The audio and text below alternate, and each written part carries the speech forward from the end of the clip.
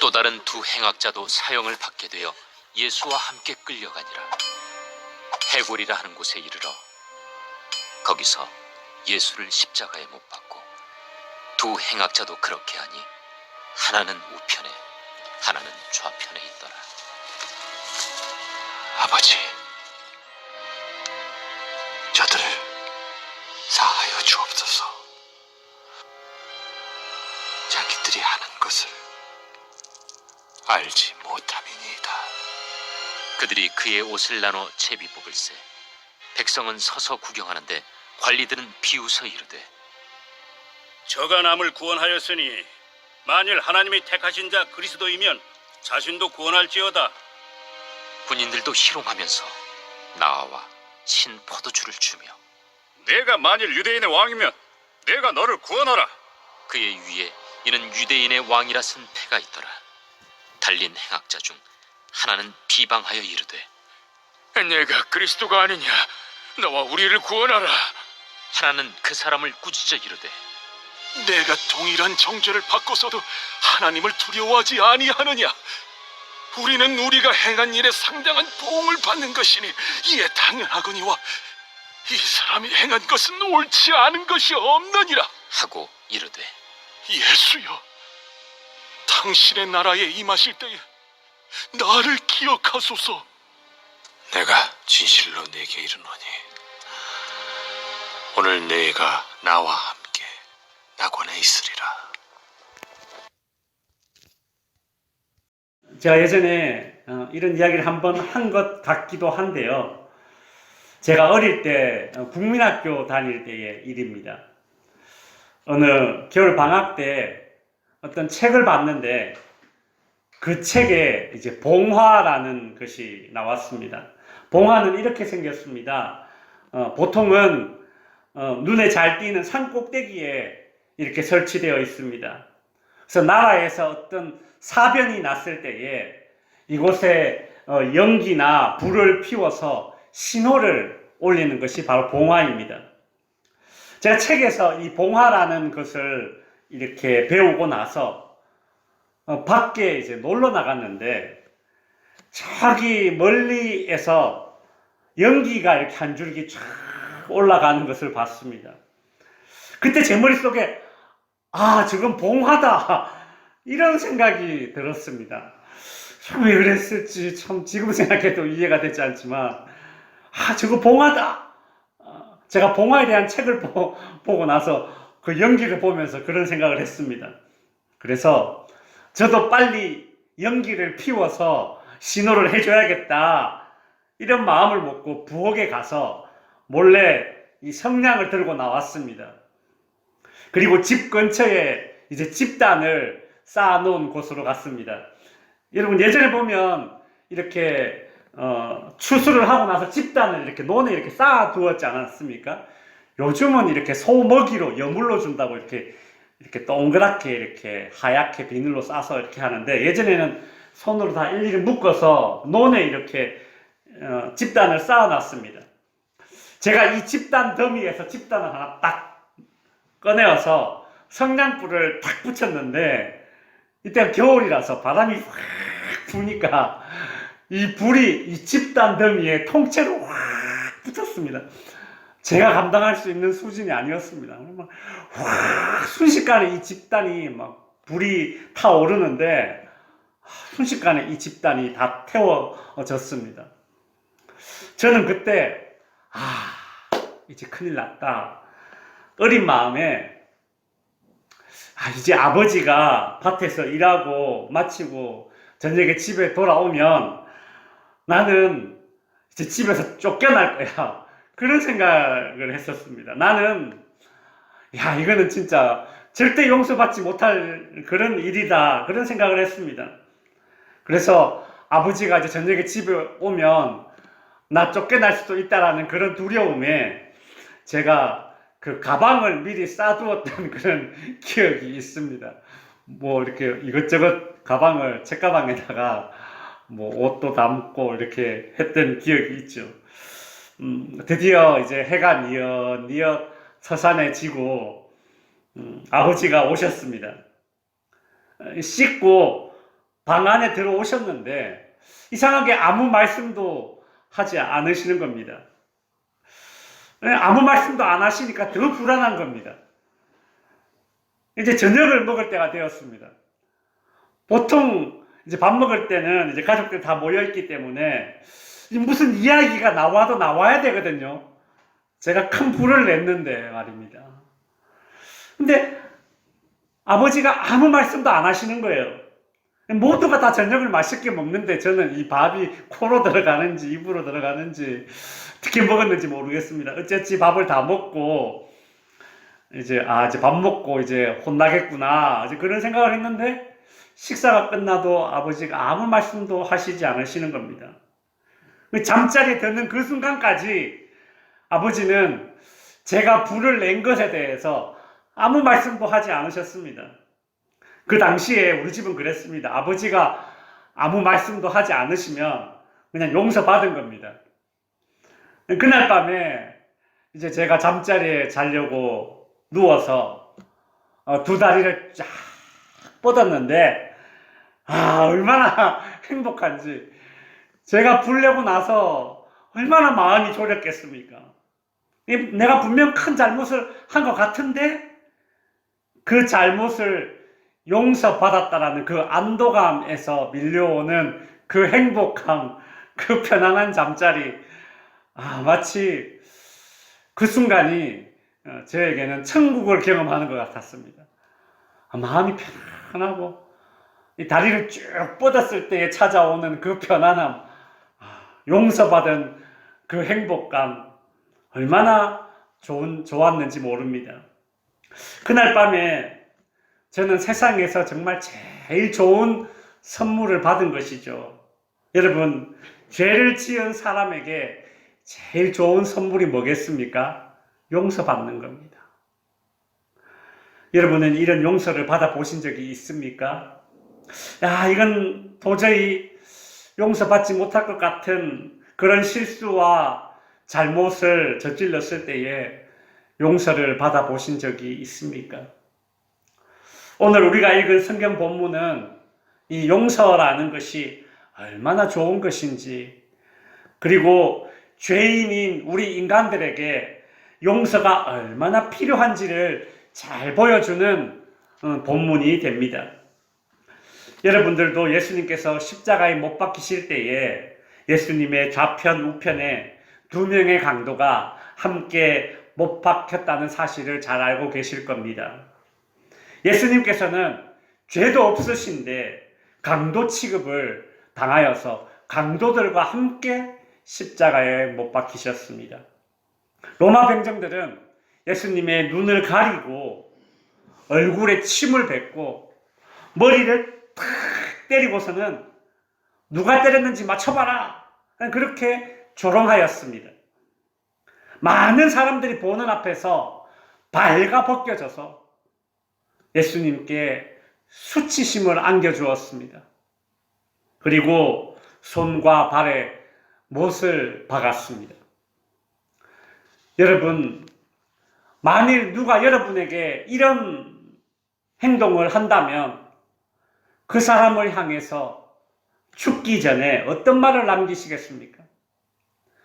아니, 손과 발에 못 박는 건 고사하고 누가 내 얼굴에 침만 뱉어도 여러분 가만히 있을 수 있겠습니까? 죄가 없는데 이렇게 조롱을 당하고 이렇게 수치를 당하고 십자가에 못 박혀 이제 죽임을 당하는 그 상태에서 여러분은 어떤 말을 남기실 수가 있겠습니까? 우리는 누가 우리를 조금만 서운하게 만들어도 어디 두고 보자라는 마음이 듭니다. 어디 두고 보자라는 이 마음이 타락한 아담의 후손이라는 그런 증거예요. 죄인이라는 것을 여실히 보여주는 우리의 마음이죠. 조금만 서운해도 누가 나를 무시해도 어디 두고 보자, 그래, 그런 마음이 솔직히 들지 않습니까? 예수님은 자신에게 말도 안 되는 이런 테러를 저지르고 있는 그런 사람들을 향해서 오늘 본문에 이런 말씀을 남기셨습니다. 누가복음 23장 34절에 보시면 이에 예수께서 이르시되 아버지 저들을 사하여 주시옵소서 자기들이 하는 것을 알지 못함이니이다. 진짜 여느 사람 같으면 죽기 전에 시원하게 그냥 저주라도 한번 퍼붓고 그렇게 죽을 것입니다. 그러나 예수님은 자신에게 정말 용서받지 못할 짓을 하고 있는 그런 사람들을 향해서 자신의 온 생애로 용서를 가르쳐주고 계십니다. 말도 안 되는 그런 악행을 저지르는 자들을 향해서 말도 안 되는 그런 기가 막힌 용서를 선포하고 계시는 것이죠. 그런데 예수님의 이런 용서를 바라보는 사람들의 시선이 너무나 기가 막힙니다. 누가복음 23장 35절 관리들은 비웃어 이르되 저가 남을 구원하였으니 만일 하나님이 택하신 자 그리스도이면 자신도 구원할지어다. 36절에 보시면 군인들도 희롱하면서 이르되 네가 만일 유대인의 왕이면 네가 너를 구원하라. 사람들은 용서를 베풀고 있는 예수님을 비웃었습니다. 용서를 베풀고 있는 예수님을 희롱하였습니다. 네 주제에 무슨 용서냐? 용서는 힘 있는 자들이 하는 것이야. 너처럼 십자가에 못 박혀서 아무것도 할 수 없는 자들, 힘없는 자들이 하는 용서는 그건 그냥 자기 위로야. 비웃음과 희롱. 비웃음과 희롱. 이것이 용서를 바라보는 이 세상의 약육강식의 시선이고 그 용서하는 희생을 베풀고 있는 우리 주님을 향한 그런 세상의 시선입니다. 여러분, 예수님께서 십자가에서 아버지 저들의 죄를 사하여 주시옵소서 라면서 정말 말도 안 되는 용서를 베풀고 계실 때에 왜 사람들은 비웃음과 조롱의 반응을 보였을까요? 왜 용서를 대하는 사람들의 반응이 비웃음과 조롱일까요? 그 이유는 자신들은 용서받을 것이 없는 의로운 사람들이라고 착각하고 있었기 때문입니다. 자신은 용서받을 것이 없다고 여기기 때문에 용서의 가치를 모르고 용서의 필요성을 모르고 용서를 하찮게 여기는 것입니다.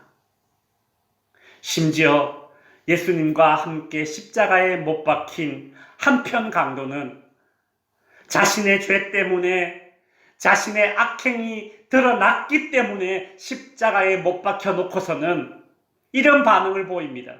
누가복음 23장 39절에 보시면 달린 행악자 중에 하나는 비방하여 이르되 네가 그리스도가 아니냐? 너와 우리를 구원하라. 여러분 보십시오. 비웃음, 조롱, 비방, 이것이 오늘날 용서를 대하는 악한 세상의 반응입니다.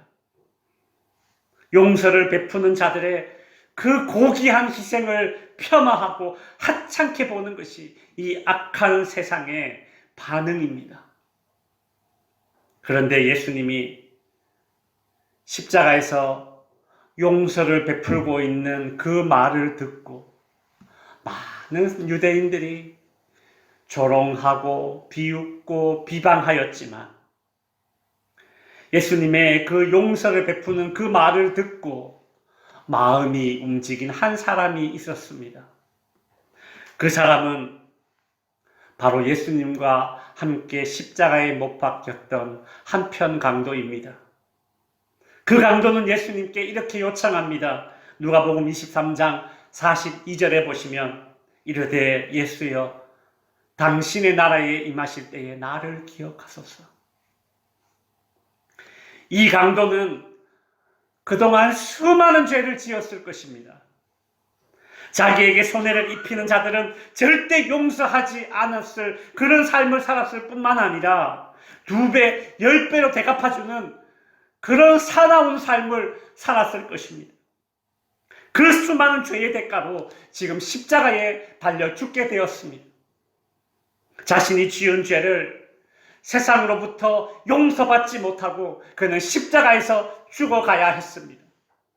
그 강도는 용서를 하찮은 것으로 여기는 이 세상으로부터 철저하게 용서받지 못하고 가장 고통스러운 사형 틀에 이제 죽음을 맞이할 순간이 되었습니다. 그렇게 용서받지 못하고 자신의 생애를 마감하는 순간이 되었습니다. 그런데 희한한 것을 목격하였습니다. 예수라는 사람이 자기를 죽이는 자들을 향하여 용서하는 모습을 본 것입니다. 이것은 자기가 이때까지 살아온 모습과는 너무 극명하게 다른 그런 모습이었습니다. 그래, 저런 사람이 만일 메시아라면 나의 이 지독한 죄도 용서받을 수 있지 않을까? 예수님은 그날 그 강도에게 최고의 선물을 주셨습니다. 누가복음 23장 43절에 보시면 예수께서 이르시되 내가 진실로 네게 이르노니 오늘 네가 나와 함께 낙원에 있으리라. 예수님의 십자가 곁에서 많은 사람들이 자신을 스스로 의롭게 여겨서 용서를 베풀고 있는 그 예수님을 향해 비웃고 조롱하고 비방하고 있을 때에 오직 한 사람, 스스로를 죄인으로 여긴 사람, 자신은 용서받아야 할 것이 있다고 여긴 한 사람, 예수님이 베풀고 있는 용서의 필요성을 느끼고 있는 한 사람, 용서를 너무너무 필요를 느끼고 있었던 그 한 사람. 이 한편 강도는 예수님으로부터 최고의 선물 용서를 받았습니다. 그런 용서. 네가 오늘 나와 함께 낙원에 있으리라. 성도 여러분, 이 강도가 받은 용서는 어떤 용서입니까? 구원을 가져다 주는 용서였습니다.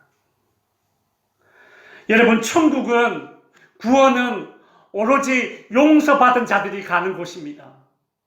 그러니 여러분, 용서야말로 세상에서 가장 좋은 선물입니다. 성도 여러분, 용서를 받는다는 것은 너무 행복한 일입니다.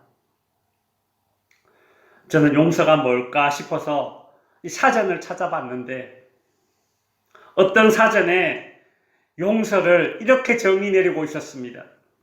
용서란 지은 죄나 잘못한 일에 대하여 꾸짖거나 벌하지 아니하고 덮어줌.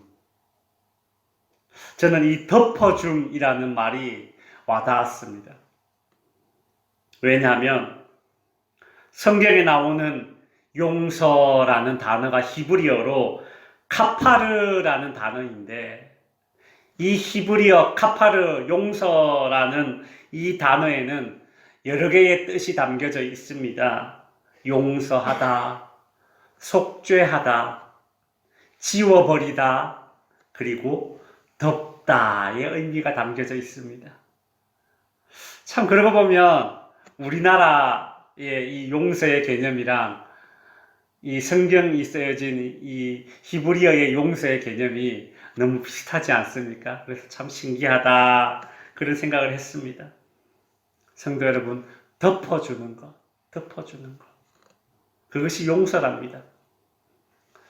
이런 상상을 해봤습니다. 감기에 걸려서 오한이 들어서 밤새 고통 속에서 벌벌 떨고 있었는데, 그런데 새벽에 누가 이불을 살포시 덮어줍니다. 그리고 좀 있어 보니까 따뜻한 온기가 쫙 밀려옵니다. 밤새 오한으로 벌벌 떨다가 새벽이 되어서야 따뜻한, 누가 이불을 덮어줘서 따뜻한 온기가 올라오고 그제서야 잠이 사르르 들게 되었습니다. 여러분, 그렇게 행복감을 느끼며 따스하게 한숨 자고 나면 이제 살아나는 것이죠. 말씀을 정리하겠습니다. 얼마 전에 뉴스를 봤는데 마트에서 어떤 아주머니가 아이를 안고 이렇게 마트를 이렇게 가다가 지나가던 아저씨와 어깨가 툭 이렇게 부딪혔다고 합니다. 그래서 아저씨가 그 아주머니에게 죄송합니다 이렇게 말을 했는데, 그 아주머니가 하는 말이 죄송하다면 다해요? 라는 말을 하더랍니다.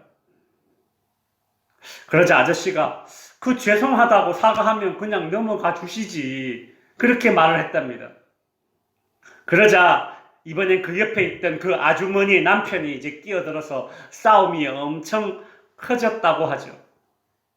문제는 그 다음에 벌어졌습니다. 이렇게 싸움이 커지자 화가 난 아저씨가 아이를 안고 있는 이 아주머니에게 이런 막말을 또 뱉었다고 합니다. 이봐 아줌마, 아이 목숨이 여러 개야? 여러분, 용서가 없는 세상이 이렇게 사납습니다. 사나워요. 용서해주지 못하는 그 사나움, 용서받지 못하니까 더 사나움, 이렇게 용서가 없으면 사나운 세상이 되어버립니다.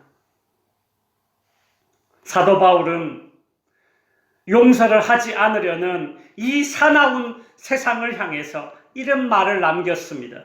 에베소서 4장 31절 32절에 보시면 너희는 모든 악독과 노함과 분냄과 떠드는 것과, 여기서 떠드는 것은 고함치는 것을 이야기하는 겁니다. 비방하는 것을 모든 악의와 함께 버리고 서로 친절하게 하며 불쌍히 여기며 서로 용서하기를 하나님이 그리스도 안에서 너희를 용서함과 같이 하라. 성도 여러분, 용서받는 것은 가장 좋은 선물을 받는 것입니다. 요즘 사회는 악하여져서 용서의 가치를 폄하하고 용서의 필요성을 느끼지 못하여 용서하는 자의 희생을 비웃고 조롱하고 비방하지만, 우리 주님은 십자가에서 당신의 생명으로, 당신의 온 생애로 우리에게 용서라는 가장 좋은 선물을 주셨다는 것을 우리 기억합시다. 기도하겠습니다.